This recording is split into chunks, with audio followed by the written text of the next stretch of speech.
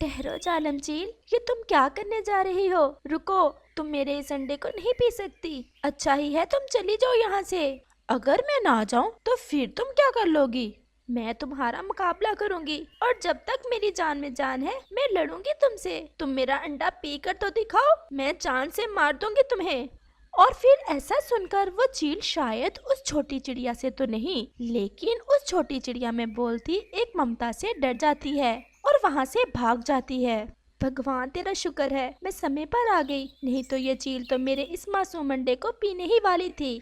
वो चिड़िया अपने घोंसले में अकेले ही रहती थी, क्योंकि कुछ दिन पहले उसका पति तो एक जालम शिकारी ने मार दिया था और अब वो अपने उस अंडे से निकलने वाले बच्चे का बेसब्री से इंतजार कर रही थी।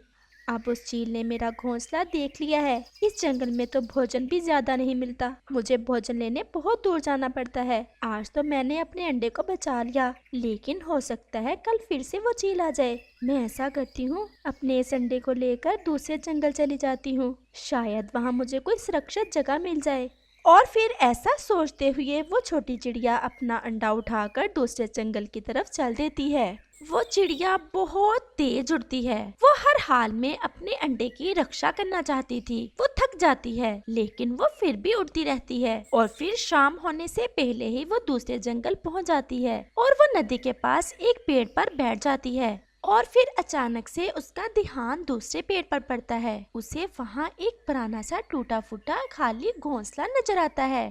ये घोंसला तो टूटा हुआ है, शायद इसमें कोई पक्षी भी नहीं रहता होगा। मैं ऐसा करती हूँ, आज की रात इसी घोंसले में गुजार लेती हूँ और फिर कल इस घोंसले की अच्छे से मरम्मत कर लूंगी। यहाँ तो मुझे पानी पीने भी दूर नहीं जाना पड़ेगा। और फिर ऐसा सोचते हुए वो छोटी चिड़िया उस घोंसले में चली जाती है और फिर रात हो जाती है। वो घोंसला तो बहुत कमजोर था, लेकिन वो चिड़िया करती भी क्या, और कोई घोंसला भी तो नहीं था उसके पास और वो उस जंगल में तो नहीं आई थी। अब 1 या 2 दिन है, मेरे इस अंडे से मेरा सुंदर सा बच्चा निकल आएगा और मेरे सारे दुख खत्म हो जाएंगे। वो ऐसे कहते हुए सो जाती है, लेकिन शायद अभी दुख उसका साथ छोड़ना नहीं चाहते थे।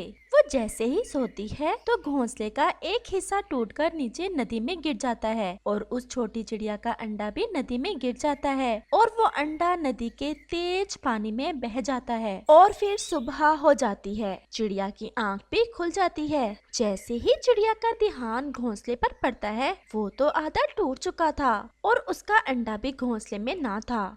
ये क्या हो गया? मेरा अंडा कहाँ खो गया? मैं रक्षा ना कर सकी अपने अंडे की, उस चील के डर से अपना जंगल छोड़ा, लेकिन शायद खुशियाँ तो मेरे भाग्य में ही नहीं। और वो चिड़िया ऐसे रोती रहती है। वो अंडा बहते बहते दूर चला जाता है और फिर वो अंडा नदी में कुछ तिनकों से टकराता हुआ किनारे तक पहुंच जाता है। धूप तेज थी और वो सीधी उस अंडे पर पड़ रही थी और फिर अचानक से वो अंडा फूटता है और उसमें से एक सुंदर सा प्यारा सा बच्चा बाहर आता है। वो बच्चा उन तिनकों की मदद से नदी से जमीन पर आ जाता है और डरता डरता वहीं एक पेड़ के नीचे बैठ जाता है। यहाँ तो कोई भी नहीं है। जब मैं उस अंडे में था तो मुझे हर समय किसी पक्षी की मीठी मीठी आवाज सुनाई देती थी, लेकिन वो आवाज किसकी थी? वो छोटा बच्चा क्या जानता था कि वो आवाज तो उसकी माँ की थी, जो हर समय उससे बातें करती रहती थी, लेकिन जब वो उस दुनिया में आया ये जुदा हो गई थी। और फिर वो बच्चा अपनी छोटी सी चोंच से मिट्टी को खोजता है और उसे वहाँ से कुछ खाने को भी मिल जाता है और फिर वो वहीं एक बड़े पेड़ के साथ लगकर बैठ जाता है। नदी, मुझे मेरा अंडा दे दो, इसमें से मेरा बच्चा निकलने ही वाला है। नदी, मेरा अंडा दे दो। बहन जी, आप क्यों रो रही हो और इस नदी से क्या बातें कर रही हो? मेरा अंडा गिर गया है इस नदी में और अब ये नदी मेरा अंडा वापस नहीं कर रही है। मैं तो अपना अंडा वापस लेकर रहूंगी इस नदी से। रानो, ऐसा लग रहा है किसी बड़े दुख ने इसे पागल बना दिया है और ये बेचारी अपना होश खो बैठी है। बहन जी, आप मेरे साथ चले मेरे घर। नदी ने मुझे बताया है कि वो तुम्हारा अंडा कुछ दिनों में लुटा देगी। रानो चिड़िया उस चिड़िया से ऐसे कहती है। लेकिन ये नदी मुझसे क्यों बात नहीं कर रही? शायद ये डरती है मुझसे। इसने मेरा अंडा छुपाया है ना। अगर इसने मेरा अंडा वापस ना किया तो मैं इसका सारा पानी पी जाऊंगी। रानो, इसे अपने साथ ही ले चलते हैं, ये तो बिल्कुल दीवानी हो गई है। और फिर रानो चिड़िया उस छोटी चिड़िया को अपने घर ले जाती है। माँ, ये कौन है? कुकू बेटा, ये चिड़िया मुझे नदी पर बैठी मिली थी। इसका अंडा गिर गया है नदी में और बस पागल सी हो गई है मासूम चिड़िया। माँ, फिर तो ये बहुत दुखी होगी। हाँ बेटा, एक माँ के लिए इससे बढ़कर और क्या दुख हो सकता है कि उसका बच्चा इस दुनिया में आने से पहले ही उससे जुदा हो जाए। मैं उस नदी से अपना अंडा जरूर वापस लूंगी। मैं ढूंढ लूंगी जहाँ भी छुपाया होगा उस नदी ने मेरा अंडा। और फिर रात हो जाती है और वो सब सो जाते हैं। और फिर ऐसे ही दिन और रात गुजर और उस बच्चे ने भी जीना सीख लिया था। वो अब थोड़ा बड़ा भी हो गया था, लेकिन अभी तक उसे ये नहीं पता था कि वो उड़ भी सकता है। वो अपना भोजन भी वहीं से ढूंढ लेता और फिर पास में से ही नदी से पानी पी लेता और वहीं पेड़ के पास ही सो जाता। वो तो इससे बढ़कर और कुछ भी नहीं जानता था, लेकिन शायद उसे ये पता था कि उसे जिंदा रहने के लिए दूसरों से छुपकर रहना है। इसलिए वो केवल नदी पर पानी पीने ही जाता और थोड़ा बहुत इधर उधर भोजन की खोज में, और फिर वो वहीं पत्तों में छुपकर बैठ जाता।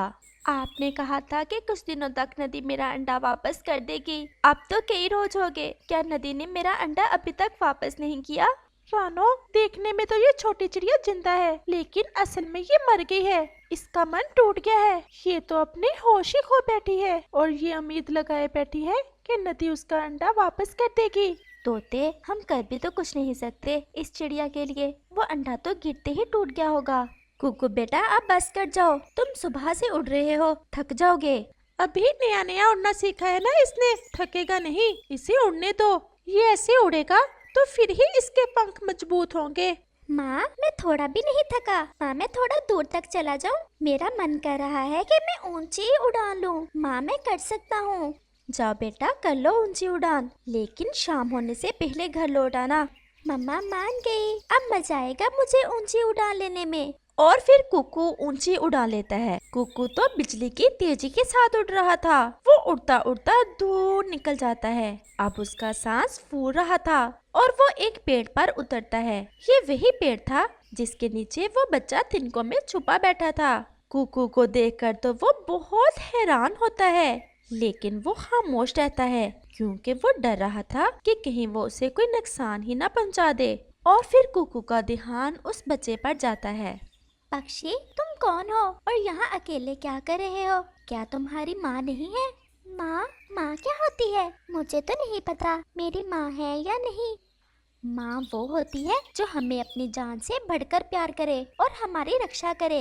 लेकिन मैं तो किसी को नहीं जानता। जब मैं अंडे में था तो तब मैं एक पक्षी की बातें सुना करता था, लेकिन जब मैं अंडे से बाहर आया तो मैं अकेला था। नदी के पास और अंडे से बाहर आया तो अकेला। ये जरूर उस आंटी का बच्चा ही है और इसके पंख भी तो उसी आंटी से मिलते हैं। क्या तुम उड़ सकते हो? नहीं, मैं तो नहीं जानता कि कैसे उड़ा जाता है और ना ही कभी मैंने उड़ने की कोशिश की है। मैं जल्दी से वापस जाकर मम्मा को बताता हूँ और शाम भी होने ही वाली है। और फिर कुकू जल्दी से वहाँ से वापस अपने घर की तरफ चल देता है। माँ, मैंने जंगल की दूसरी दिशा में नदी के पास एक बच्चा देखा। वो बिल्कुल इस आंटी की तरह ही दिखता है और वो बच्चा कह रहा था कि जब से वो अंडे से निकला है उसने कभी किसी से बात नहीं की और माँ, उसे तो ये भी नहीं पता कि माँ कैसी होती है।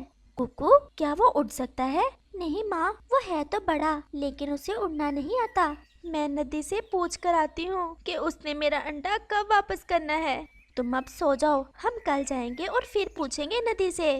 कुकू, हम कल मुंह अंधेरे ही जाएंगे इस चिड़िया को साथ लेकर। अगर वो बच्चा इस मासूम चिड़िया का हुआ तो ये तो एक चमत्कार ही होगा।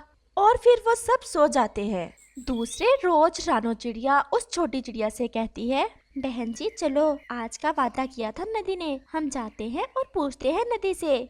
और फिर वो चिड़िया उन माँ बेटे के साथ चल देती है।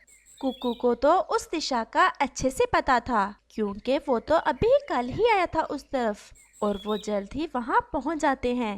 वो बच्चा पत्तों में छुपा बैठा था।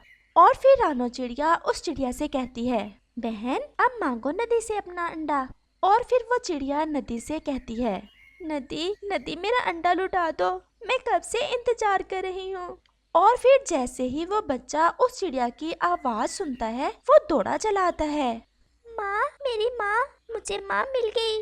ये तो वही आवाज है जो मैं उस अंडे में सुना करता था।